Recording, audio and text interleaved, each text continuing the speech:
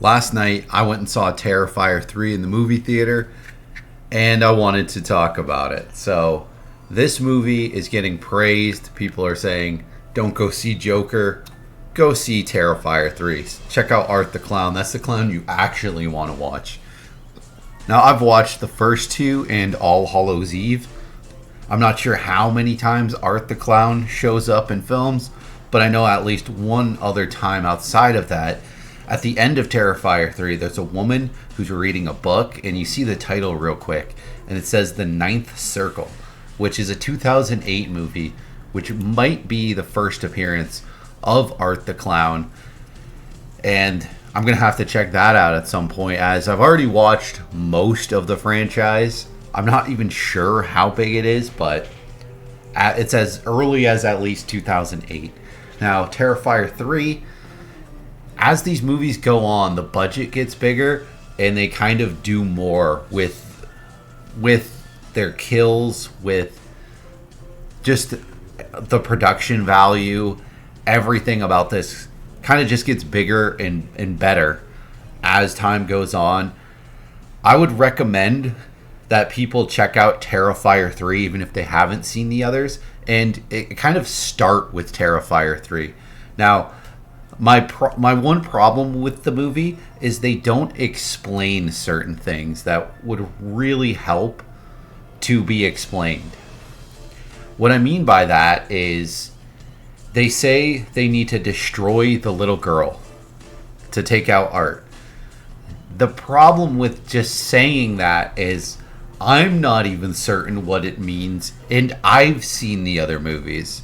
I assume they mean the little girl from Terrifier 2, and I can also assume that that girl is now the woman in Terrifier 3, but I don't know that for certain. And if I don't know that, then people where this is their introduction to the franchise, they definitely aren't going to know that. And they are going to be 10 times more confused by the ending than I was. And I was very confused by the ending. That's kind of a problem. They could have explained a couple things a little more and understood a little more that this would be people's introduction to the franchise. Now, they might not have known that this was going to get a theatrical release, but, I mean, based off of the level of cameos and the budget, I mean, I guess you would assume that it would go on a streaming service and not really get a theatrical release, but they should have also realized that this could still be people's introduction to the franchise. And it's a franchise that doesn't explain certain things. Think about other slasher villains. Jason Voorhees, Freddy Krueger, the Leprechaun from Leprechaun. There are tons of things about those characters that we don't know. We don't know anything that Jason Voorhees has ever thought. We don't know why he is this, like, the final boss of the zombie world. We don't know why Freddy Krueger is allowed to be this, like, demonic dream crusher. There's so many things about these characters we don't know, and we don't need to know. But if you're going to have a movie that heavily focuses on characters that are from previous movies, filling in the blanks would be very helpful. But that's really my only critique of the movie. Other than, like, maybe some slight pacing things, I feel like they could have gone a little bit bigger and gorier with the scene at the mall. When he takes people out at the mall, that could have been a gorier for sure, but it delivers the gore at so many other parts of the movie that's okay. I just feel like pacing wise, that needed to pack a little bit more punch. Now, maybe if it did, it wouldn't be able to play in movie theaters, which would suck. Seeing this movie in theaters amplified the experience. Normally, I avoid watching horror films in the theater because horror films, they build atmosphere, and there's moments of, like, silence and stuff that are building that atmosphere, which can be very broken by just simply being in a room with too many people. That didn't really happen here. And I would say the moments were elevated. The shocking moments, having people be in the audience and be like audibly shocked and laugh at the moments you're supposed to laugh at, really kind of amplified things in a really nice way. And it's so beautiful, so beautiful to see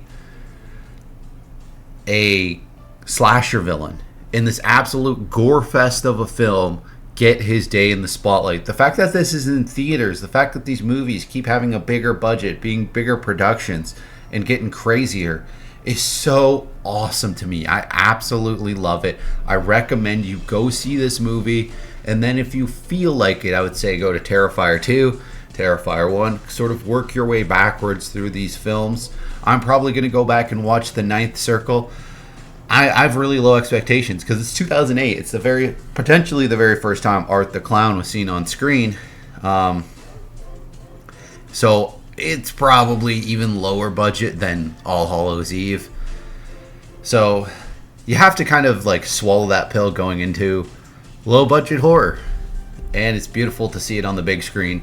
And for people to be talking about it in the way that they are. They're saying, no, this Joker thing, don't see the Joker. See Art the Clown. That's awesome. I could not love that more.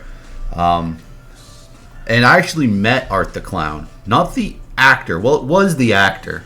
But he was in full movie costume and makeup at a horror convention in London, Ontario. So he was going around as Art the Clown and looked exactly like Art the Clown, which is scarier in person, trust me. And so I'm like, oh man, I was, at that time, Terrifier 2 wasn't out, but Terrifier 1 was. I hadn't seen it, but I'm like, that thing looks scary. This dude is scary. I should check out this Terrifier movie. And then weirdly, I've also seen, I met a different person who's in this movie, Tom Savini, has a cameo. I met him at a different convention in London, Ontario, and got a poster signed by him. Now, also, there's someone else in this movie who I've seen. I haven't met them, but I've seen them perform live quite a long time ago. So that was cool. That was just, I don't know. I like this movie a lot. I recommend it. I recommend you bring a date, especially one that's not really into horror, hasn't seen much horror. If your girlfriend hasn't seen much horror and you take her to this, the level of like shock is gonna be so worth it. Oh my god.